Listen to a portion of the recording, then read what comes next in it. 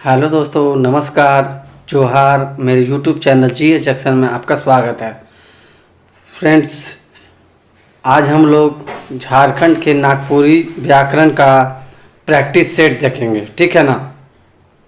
MCQ practice set मैंने set किया है। लगभग 50 क्वेश्चन है और 50 क्वेश्चन में कम से कम आपका 45 आपका इसमें आना चाहिए, ठीक है ना। तो चलिए वीडियो को स्टार्ट करते हैं। और वीडियो को स्टार्ट करने से पहले जो भी हमारे चैनल पर पहली बार विजिट कर रहे हो वो सब्सक्राइब करना ना भूलें और बेल आइकन जरूर दबाएं ताकि जो भी हमारा अपडेट आए सबसे पहले नोटिफिकेशन आपके पास आए। और फ्रेंड्स, आप लोग लाइक ज़रूर करें, इससे हमारा मोटिवेशन बढ़ता है।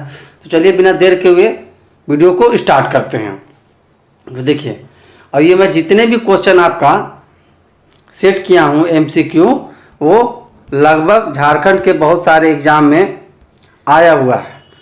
तो चलिए बिना देर के हुए स्टार्ट करते हैं। चलिए देखें, फर्स्ट क्वेश्चन, व्याकरण केकर अध्ययन कर जानकारी देवेला। ऑप्शन ए बोली कर, बी भाषा कर, सी साहित्य कर, डी लिपि कर। आपके पास 5 सेकंड है फ्रेंड्स। कमेंट बॉक्स में आंसर दे और ज़्यादा से ज़्यादा अपने फ्रेंड्स को शेयर करें ताकि वो भी प्रैक्टिस सेट मारे और उनको भी पता चले कि आपका तैयारी किस लेवल का है और आपका स्कोर कितना जा रहा है। इससे आपको पता चलेगा कि आपका एग्ज़ाम क्वालिफाइड होगा या नहीं होगा, क्योंकि प्रैक्टिस सेट बहुत ज़रूरी है फ्रेंड्स। ओके, तो चलिए इसका आंसर ऑप्शन बी होगा। जो व्याकरण का जो हम लोग अध्ययन करते हैं वो भाषा के लिए करते हैं। किसके लिए अध्ययन करते हैं? भाषा के लिए, ठीक है। चलिए नेक्स्ट क्वेश्चन, ध्वनि शब्द और वाक्य का अध्ययन केकर माध्यम से होएला। क्वेश्चन है ध्वनि शब्द और वाक्य का अध्ययन किसके माध्यम से होता है। ऑप्शन ए किताब, बी भाषा विज्ञान, सी व्याकरण, डी तुलनात्मक भाषा शास्त्र। ज़्यादा से ज़्यादा आंसर देने का कोशिश करें कमेंट बॉक्स में फ्रेंड्स। इसका आंसर सी होगा कि हम लोग जो ध्वनि शब्द और वाक्य का अध्ययन करते हैं उसमें किसके किसके माध्यम से करते हैं? व्याकरण के माध्यम से करते हैं। चलिए नेक्स्ट क्वेश्चन, कोनो भाषा कर उत्पत्ति कर बारे में विस्तार से के बताएला। मतलब कोई भाषा की उत्पत्ति के बारे में विस्तार से कौन बताता है। ऑप्शन ए व्याकरण, बी लिपि विज्ञान, सी शब्दकोश, डी भाषा विज्ञान।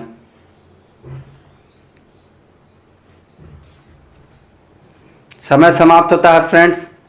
इसका आंसर डी होगा, ठीक है। चलिए नेक्स्ट क्वेश्चन देखते हैं हम लोग।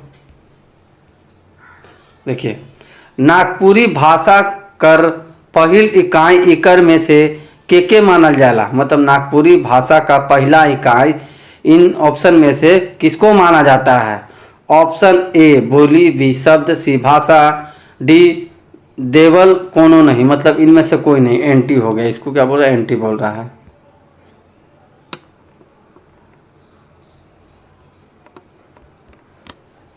ठीक है,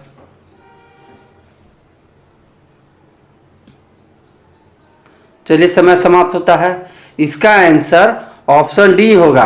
मतलब इनमें से कोई, नागपुरी भाषा का जो एक इकाई होता है वो क्या होता है? ध्वनि, ध्वनि होता है, ठीक है ना, जिसको वर्ण भी बोलते हैं। चलिए नेक्स्ट क्वेश्चन आते हैं हम लोग। अक्षर भाषा कर कौन इकाई मानल जाला। अक्षर जो होता है, अक्षर को वर्ण भी बोला जाता है। क्या बोला जाता है? वर्ण बोला जाता है फ्रेंड्स। अक्षर भाषा का कौन इकाई मानल जाला। हिंदी में समझा देता हूं। अक्षर भाषा का कौन सा इकाई माना जाता है। ऑप्शन ए चौथा इकाई, बी तीसरी इकाई, सी दूसरी इकाई, डी देवल कोनो नहीं, यानी none of this.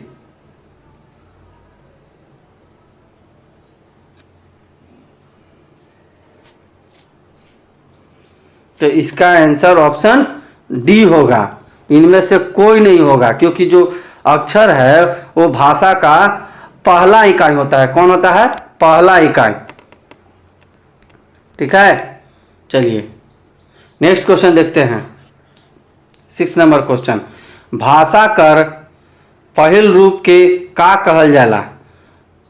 Option A सांकेतिक भाषा, बी ध्वन्यात्मक भाषा, सी मौखिक भाषा, डी लिखित भाषा।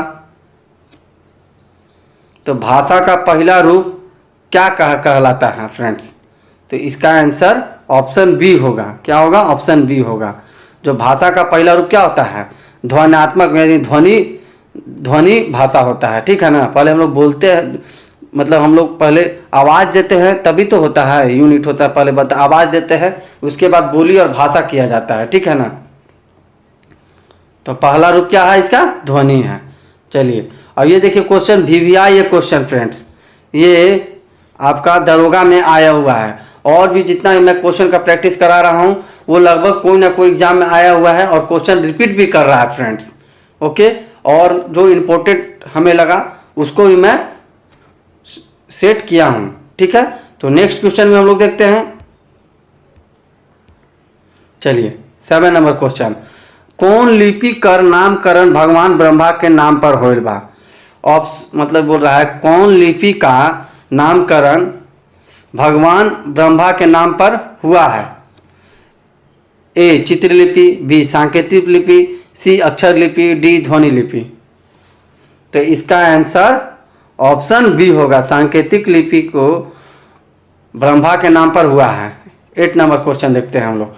देवनागरी लिपि कर विकास कौन लिपि से हुए हैं? अब क्वेश्चन है, हिंदी में समझा देता हूँ। देवनागरी लिपि का विकास कौन लिपि से हुआ है? ऑप्शन ए है कुटिल लिपि, बी गुप्त लिपि, सी शारदा लिपि, डी नागरी लिपि।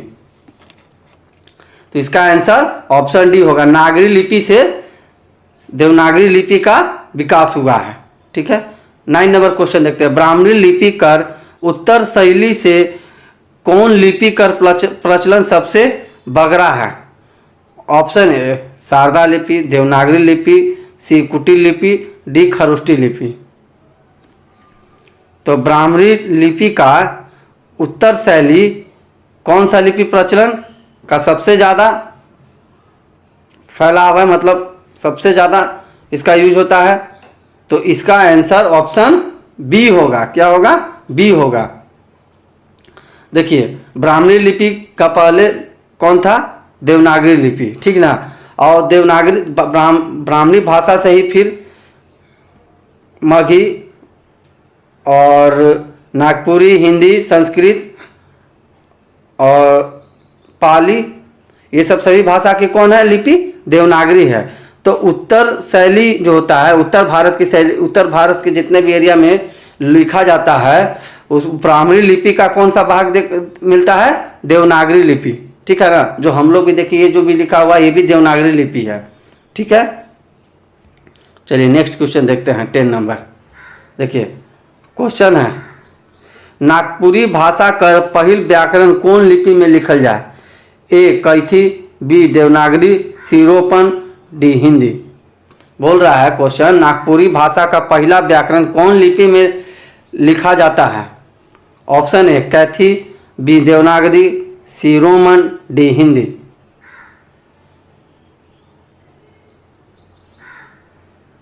तो देखिए नागपुरी भाषा का पहला व्याकरण रोमन भाषा में लिखा गया था। कौन भाषा में? रोमन भाषा में। इसका आंसर सी होगा। ये मत आप मार दीजिएगा देवनागरी में, देवनागरी तो बाद में बनाया गया, पहले इसको इंग्लिश में किया गया था। ठीक है ना? और इंग्लिश का आप लोग जानते हैं कौन सा लिपि होता है? रोमन होता है। कैथी लिपि कर व्यवहार कहाँ कहाँ करल जाला? ठीक है ना? ऑप्शन है चिट्ठी मन ए में, बी जमीन कर कागज में, सी साहित्यिक रचना में, डी देवल सौबे जगन में। मतलब इनमें से सभी। ठीक है, डी ऑप्शन है। तो इसका आंसर डी होगा।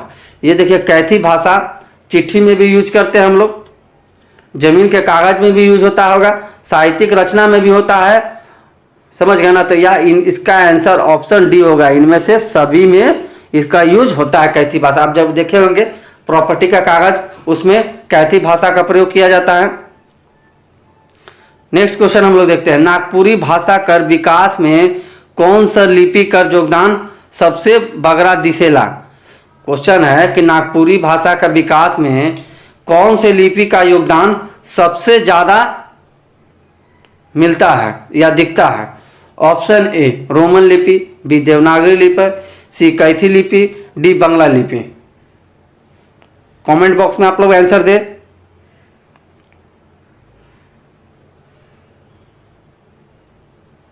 तो इसका आंसर ऑप्शन बी होगा। देवनागरी लिपि नागपुरी भाषा के विकास में सबसे ज़्यादा योगदान दिया है। ठीक है ना। चलिए नेक्स्ट क्वेश्चन देखते हैं हम लोग। 30 नंबर क्वेश्चन है, नागपुरी भाषा कर सबसे बड़ा विशेषता के मानल जाला? ऑप्शन ए स्वर्ण वर्ण संबंधी, व्यंजन वर्ण संबंधी, वर्णमाला में बगरा वर्ण संबंधित, लिखे पढ़े में सुविधा, डी नंबर। तो इसका आंसर ऑप्शन सी होगा, वर्णमाला में बगरा वर्ण संबंधित। बगरा यानी बहुत बड़ा होता है। ठीक है ना। चलिए नेक्स्ट क्वेश्चन 40 नंबर देखते हैं। देवनागरी लिपि कर ह्रस्व स्वर में कै ठो वर्ण होएला जे नागपुरी लिखक में व्यवहार होएला? मतलब बोल रहा है कि नागपुरी लिपि का जो ह्रस्व स्वर में कै ठो वर्ण का प्रयोग होता है जो नागपुरी में लिखने के लिए व्यवहार में होता है? ऑप्शन ए 1 ठो, बी 3 ठो, सी 2 ठो, डी 4 ठो। तो इसका ऑप्शन बी होगा आंसर। कितना? 3 ठो वर्ण का प्रयोग होता है ह्रस्व स्वर से।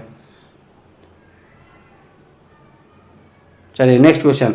नागपुरी लिखक में कौन वर्ण का व्यवहार सबसे बगरा होला? बोल रहा है नागपुरी लिखने में कौन सा वर्ण का व्यवहार सबसे ज्यादा प्रयोग होता है?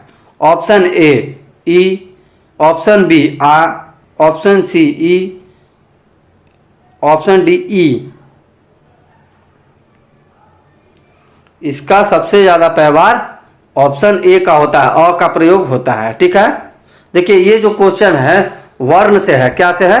वर्ण से है। ठीक है ना। फर्स्ट लेसन का हम लोग देख रहे हैं, लेसन बाय लेसन देखते चलेंगे हम लोग।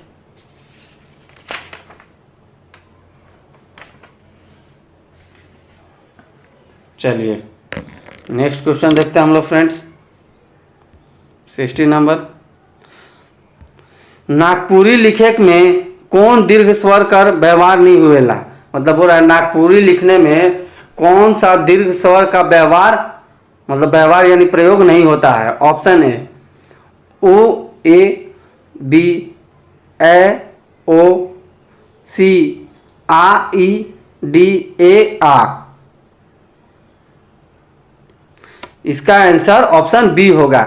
ए और ओ का प्रयोग नागपुरी भाषा को लिखने में प्रयोग नहीं होता है, बाकी सबका ही होता है। क्वेश्चन नंबर 17 औ कौन वर्ण का विकल्प ध्वनि है के? मतलब औ कौन वर्ण का विकल्प ध्वनि है? ऑप्शन ए बी ओ, सी ओ, डी ई। तो इसका आंसर ऑप्शन बी होगा। जो हम लोग विकल्प के रूप में लिखते हैं औ को औ भी लिखते हैं नागपुरी भाषा में। ठीक है। चलिए नेक्स्ट क्वेश्चन देखते हैं हम लोग। देखिए जल्दी जल्दी चलते हैं फ्रेंड्स। च वर्ण कौन व्यंजन वर्ण का उदाहरण है के? ए स्पर्श व्यंजन, बी संयुक्त व्यंजन, सी अंतस्थ व्यंजन, डी ऊष्म व्यंजन। इसका आंसर ऑप्शन ए होगा। स्पर्श व्यंजन में च वर्ण का प्रयोग होता है। ठीक है ना। स्पर्श करते हैं गला से। स्पर्श नेक्स्ट क्वेश्चन। स्पर्श व्यंजन का उदाहरण देवल में कौन है के? ऑप्शन ए या, बी छ, सी हा, डी प। तो इसका आंसर ऑप्शन डी होगा। ये जो होता है क से लेकर म तक वह स्पर्श व्यंजन आता है। ठीक है। क्वेश्चन नंबर 20 देवल में से कौन अल्पप्राण ध्वनि कर उदाहरण है कर? मतलब ये जो दिया है वो ऑप्शन में से कौन सा अल्पप्राण ध्वनि का उदाहरण है? ऑप्शन ए च, बी छ, सी ख, डी अंगा। इसका आंसर ऑप्शन ए होगा। च अल्प प्राण ध्वनि का उदाहरण है, ठीक है। और जो भी फ्रेंड्स आपको प्रॉब्लम हो रहा है तो आप मेरा पिछला वीडियो वर्ण विचार देख लीजिए, आपको सारा आंसर सही हो जाएगा। क्योंकि आप जब तक नागपुरी भाषा का व्याकरण नहीं पढ़िएगा तब तक उसका प्रैक्टिस सेट नहीं मार पाइएगा, ठीक है ना। अब हम लोग, मैं ये संज्ञा से सेट किया हूँ। किससे सेट किया हूँ? संज्ञा से। संज्ञा को नाउन भी बोला जाता है, ठीक है ना। तो अब संज्ञा वाला क्वेश्चन देखते हैं। मैं मिक्सअप किया हूँ फ्रेंड्स, ठीक है ना। देखिए क्वेश्चन बोल रहा है कि पटिया कौन तरह के संज्ञा में आवेला, मतलब पटिया जो शब्द है वो कौन प्रकार का संज्ञा में आता है। ऑप्शन ए भाववाचक, बी जातिवाचक, सी समूहवाचक, डी व्यक्तिवाचक। और समय समाप्त होता है फ्रेंड्स। इसका आंसर पटिया जो है जातिवाचक में आता है। किस में आता है? जातिवाचक में आता है। अब आते हैं 22 नंबर क्वेश्चन में। कांसा के कौन से किस्म कर संज्ञा में रखल जाला। जो कांसा शब्द है इसको कौन से संज्ञा का प्रकार जानते हैं आप लोग फ्रेंड्स? उसमें कौन से प्रकार में रखा जाता है? तो इसका ऑप्शन ए भाववाचक, बी द्रव्यवाचक, सी समूहवाचक, डी जातिवाचक। ज़्यादा से ज़्यादा कमेंट बॉक्स में आंसर देने, क्योंकि नागपुरी भाषा ही फ्रेंड्स आपका रिजल्ट बनाएगा। क्योंकि पेपर सेकंड और पेपर थर्ड से ही रिजल्ट बनना है जेसीसी के एग्ज़ाम में। फर्स्ट पेपर तो क्वालिफिकेशन है फ्रेंड्स, सॉरी क्वालिफिकेशन क्वालिफाइड करना है, 30% लाना है। तो ये जो मेन पेपर है इसका आप प्रैक्टिस कर लो, और बाकी तो जो थर्ड पेपर मेन पेपर वो तो लगभग सब प्रैक्टिस मार ही लेता है, वो कर ही लेता है।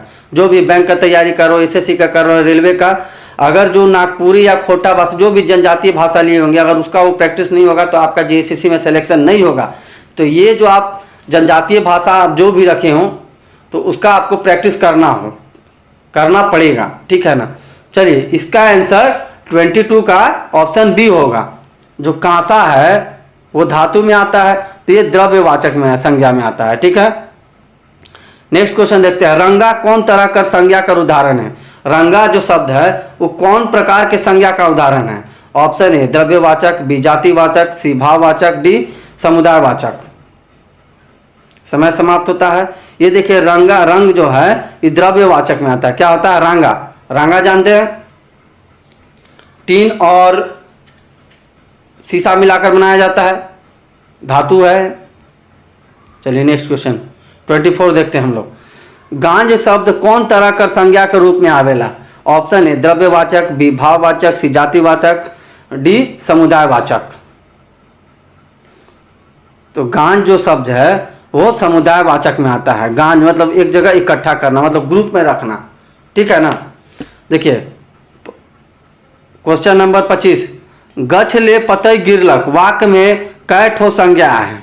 बोल रहा है कि गछ, गछ मतलब होता है पौधा, गछ से पत्ता गिर गया, इस वाक्य में कितना संज्ञा का प्रयोग है, ठीक है ना। ऑप्शन ए 1 ठो, बी 3 ठो, सी 2 ठो, डी 4 ठो।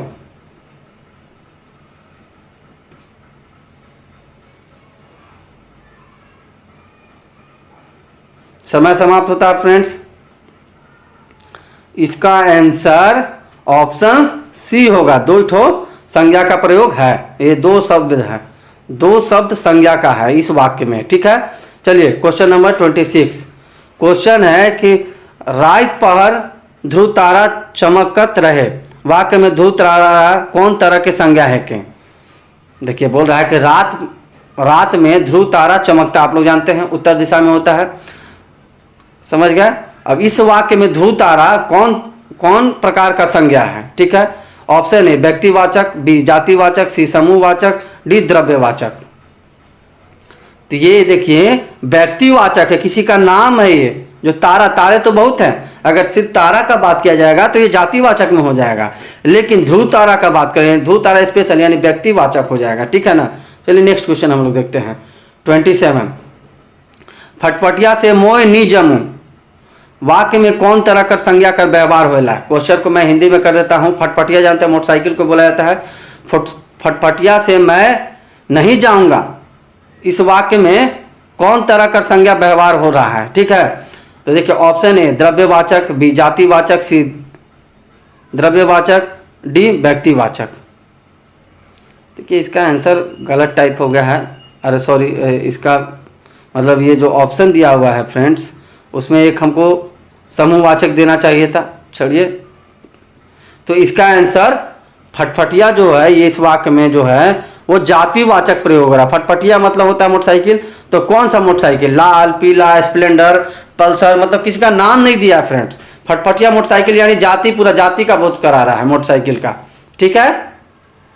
चलिए नेक्स्ट क्वेश्चन देखते हैं। डमरू कुमनी रोइप के गेदला मछली मरलक। तो बोल रहा है कि वाक्य में कै ठो संज्ञा कर व्यवहार होएला। मतलब डहरू कुमनी, मतलब डहरू कुमनी कोई क्या नाम है, डमरू कुमनी रोइप के गेदला मछली मरलक। मतलब डमरू कुमनी है वो रोइप के मछली मारला, मछली मार रहा है। तो इसमें कै ठो संज्ञा का प्रयोग हो रहा है। ऑप्शन ए 4 ठो, बी 5 ठो, सी 3 ठो, डी 2 ठो। इसका आंसर ऑप्शन सी होगा। इसमें 3 ठो संज्ञा का प्रयोग हो रहा है। Question number 29। पूजा फल फूल लानवे नी करलक। प्रस्तुत वाक्य में कै ठो संज्ञा है। ऑप्शन ए 4 ठो, बी 3 ठो, सी 2 ठो, डी 1 ठो। तो इसमें 3 ठो संज्ञा है फ्रेंड्स। कितना है, 3 ठो। जैसे देखिए पूजा, फल फूल, ठीक है, फल फूल, देखिए 3 ठो इसमें है संज्ञा, ठीक है ना। फल का भी बात कर रहा है, फूल का भी, पूजा का भी, ये सब क्या है, संज्ञा है। चलिए नेक्स्ट क्वेश्चन देखते हैं। डाइन से आप डरायक बात नहीं खे। वाक्य में डाइन कौन संज्ञा है के। ए जातिवाचक, बी व्यक्तिवाचक, सी भाववाचक, डी समूहवाचक। तो डाइन जो है वो जातिवाचक है। क्या है, जातिवाचक है। चलिए अब हम लोग विशेषण से देखते हैं। मैं इसमें सब मिक्सअप किया हूँ क्वेश्चन फ्रेंड्स, ठीक है ना। देखिए 31 क्वेश्चन देखते हैं। विशेषण से जुड़ल शब्द मन कौन शब्द कसौटी में आवेला। बोल रहा है कि यह जो शब्द जो दिया है 4 ठो ऑप्शन, वो विशेषण से जुड़ा शब्द कौन से शब्द पर कसौटी पर उतरता है, ठीक है ना। ऑप्शन ए अविकारी, बी सार्थक, सी विकारी, डी निरर्थक। समय समाप्त होता है। यह जो देखिए ये जो शब्द है, यह विशेषण जो कौन शब्द होता है, विकारी शब्द होता है। कौन शब्द होता है, विकारी शब्द होता है, ठीक है। चलिए नेक्स्ट क्वेश्चन देखते हैं 32। कौन कौन व्याकरण खंड कर शब्द रूप के विकारी रूप में रखेना। इसे बोल रहा है कौन कौन व्याकरण खंड में, व्याकरण के खंड का शब्द रूप में विकारी के रूप में प्रयोग होता है, ठीक है। ऑप्शन ए संज्ञा सर्वनाम, बी क्रिया, सी विशेषण, डी देवले सभी। मतलब इनमें से सभी है, इसका डी का बोल रहा है कि सभी। 32 इसका आंसर ऑप्शन डी होगा, या इनमें से सभी। मतलब विकारी शब्द में संज्ञा सर्वनाम क्रिया विशेषण सभी आते हैं, ठीक है ना। और जो अविकारी और विकारी शब्द के बारे में जानना है तो मेरा पिछला वाला वीडियो देख सकते हैं। प्लेलिस्ट में भी मैं कर दिया हूँ कि सिर्फ उसमें ग्रामर का ही बात है, तो आपको प्रॉब्लम नहीं होगा फ्रेंड्स। मेरे चैनल पे आप देख सकते हैं वहाँ भी। चलिए नेक्स्ट क्वेश्चन देखते हैं हम लोग। चलिए 30 नंबर क्वेश्चन 33। सूरज कौन तरह कर शब्द रूप कर उदाहरण है के। ए तत्सम, बी तद्भव, सी देशज, बी विदेशज। ये शब्द से है। कौन से लेसन का है, शब्द का है। चलिए इसका आंसर बी होगा। तद्भव जो है, तद्भव शब्द का कौन है, रूप है, सूरज है। चलिए 34 नंबर क्वेश्चन। बोतल कौन तरह कर संज्ञा रूप में आवेला। बोतल कौन तरह के संज्ञा का रूप में आता है। संज्ञा सॉरी दोस्तों, शब्द के रूप में आता है, संज्ञा नहीं है। बोतल कौन तरह का शब्द के रूप में आता है। ए विदेशज, बी देशज, सी तत्सम, डी तद्भव। तो इसका आंसर बोतल विदेशज शब्द है, ठीक है ना। विदेशी भाषा से लिया गया है। चलिए 35, पुत्र कौन शब्द रूप में रखल जाएगा, मतलब पुत्र को कौन से शब्द के रूप में रखा जाता है। ए देशज, बी तत्सम, सी विदेशज, डी तद्भव। तो इसको तत्सम में रखा जाता है पुत्र को। चलिए 36 है, मेघ कौन तरह कर शब्द रूप में उदाहरण है के। ए तत्सम, बी तद्भव, सी देशज, डी विदेशज। तो देखिए मेघ जो है वो तत्सम शब्द के रूप में रखा जाता है। 37 नंबर क्वेश्चन फ्रेंड्स, तो के कौन सर्वनाम कर सर्वनामी रूप है के। ये देखिए सर्वनाम से है, प्रोनाउन से है क्वेश्चन। बताया मैं फ्रेंड्स आप लोगों को कि ये मैं मिक्सअप किया हूँ। ऑप्शन ए अनिश्चयवाचक सर्वनाम, बी संबंधवाचक सर्वनाम, सी मध्यम पुरुष वाचक सर्वनाम, डी देवल कोनो नहीं, यानी एनटी इसको बोल रहा है डी नंबर का। ठीक है, तो इसका ऑप्शन सी होगा, मध्यम पुरुष वाचक सर्वनाम में इसका प्रयोग होता है। तो के मतलब तुम होता है, क्या होता है, तुम।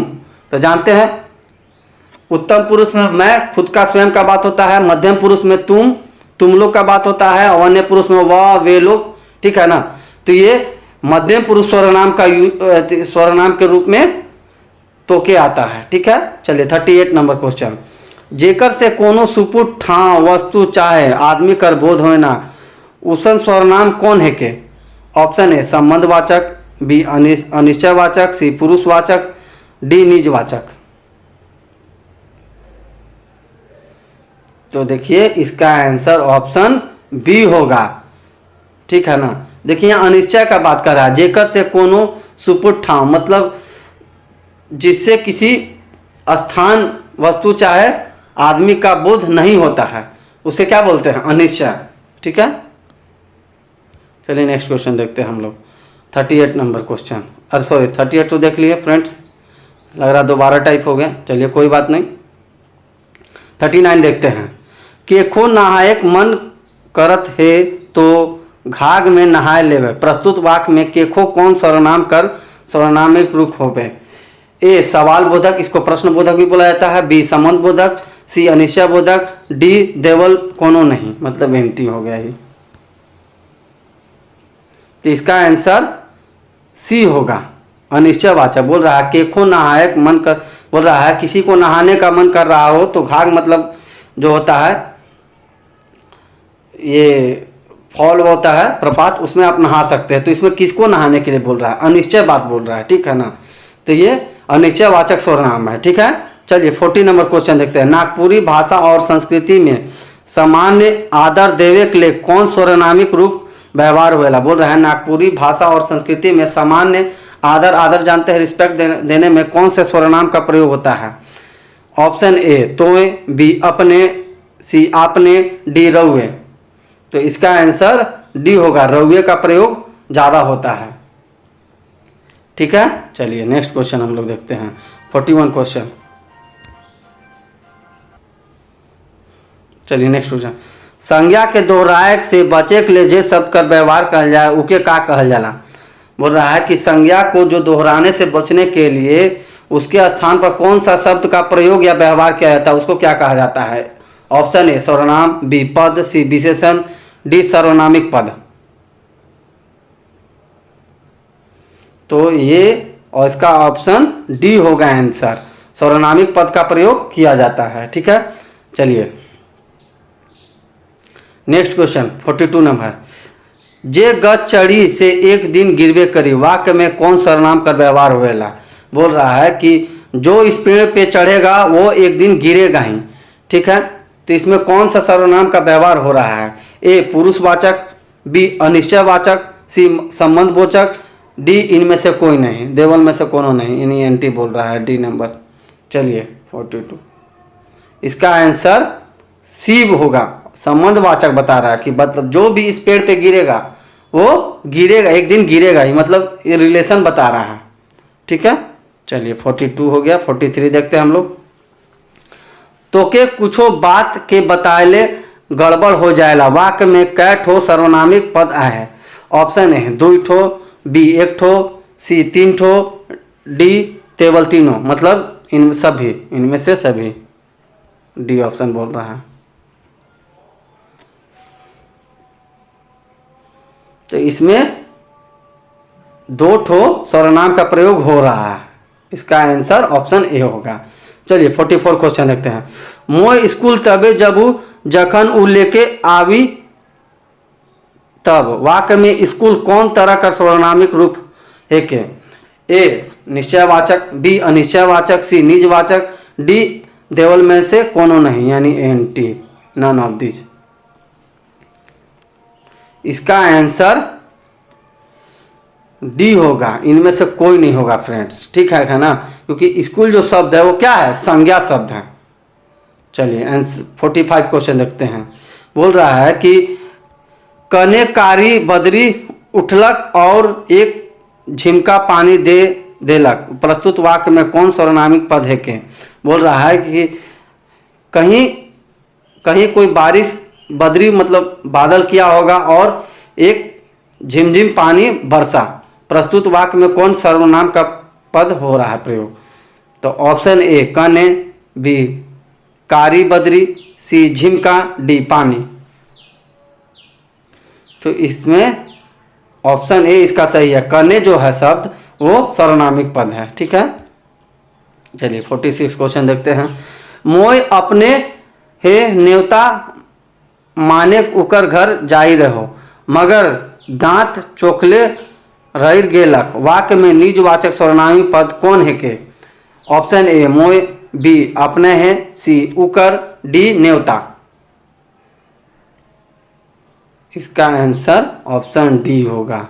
अपने हैं जो शब्द है वो क्या है, निजवाचक सर्वनाम। निज मतलब क्या होता है, अपना, पर्सनल। देखिए 47 नंबर।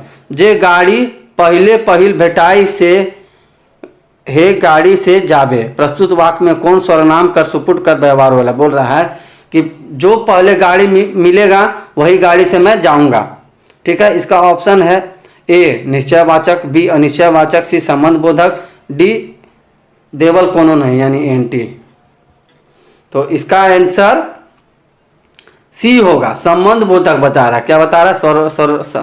संबंध बोधक सर्वनाम का, क्योंकि बोल रहा है कि जो गाड़ी पहले मिलेगा मैं उसी गाड़ी से जाऊंगा। तो देखिए रिलेशन बता रहा है, संबंध बता रहा है, ठीक है। चलिए 48 नंबर क्वेश्चन। मोय तो के किताब देख जाए रहो मगर उमन किताब के मोठ जबरल ले लई। प्रस्तुत वाक्य में कौन सर्वनाम सुपुट कर व्यवहार होला? ए संबंध बोधक, बी निश्चय बोधक, सी निजवाचक, डी देवल कोनो नहीं यानी इनमें से कोई नहीं। तो इसका आंसर डी होगा, इनमें से कोई नहीं, ठीक है। चलिए नेक्स्ट क्वेश्चन देखते हैं। देखिए 49 क्वेश्चन। देवल वाक्य मन कौन सर्वनाम से जुड़ल है? देखिए जो नीचे वाक्य दिया है उसमें से कौन सर्वनाम से जुड़ा हुआ है? तोहरे मामा कखन जाबा मतलब तुम्हारे मामा कब जाएंगे। रौरे कने जाए विचार कर रही, बोला कि मतलब आप किधर जाने का विचार कर रहे हैं। अपने आई जबाए का, बोल रहा है कि इसमें ऑप्शन दिया है ए संबंध बोधक, बी आदर्श सूचक, सी पुरुषवाचक, डी निश्चयवाचक। ये जो 3 वाक्य दिया है उनमें कौन संज्ञा का प्रयोग, अरे सॉरी सर्वनाम का प्रयोग हो रहा है? तो ये देखिए इसमें आदर सूचक बात किया जा रहा है। देखिए तीनों वर्ड में तोहरे मामा मतलब देखिए रिस्पेक्ट से दिया जा रहा है। रौरे, रौरे जानते हैं नागपुरी भाषा में आदर दिया जाता है, रिस्पेक्ट दिया। अपने आई, तो ये भी देखिए आदर सूचक है, ठीक है। अब लास्ट क्वेश्चन देखते हैं फ्रेंड्स। गुरु चाहे साहित्यकार के कौन सर्वनामिक पद से संबोधित करल जाएला? ए तोय, बी रौरे, सी अपने, डी तोहरे।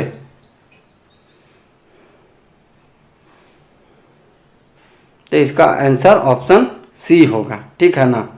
गुरु चाहे साहित्यकार में अपने शब्द से संबोधित किया जाता है, ठीक है। आज के लिए बस इतना ही फ्रेंड्स, एक नए वीडियो के साथ मिलेंगे और कमेंट जरूर करें फ्रेंड्स, ताकि जो भी इस वीडियो में आपको प्रॉब्लम लगे उसको मैं और मेरी टीम उसको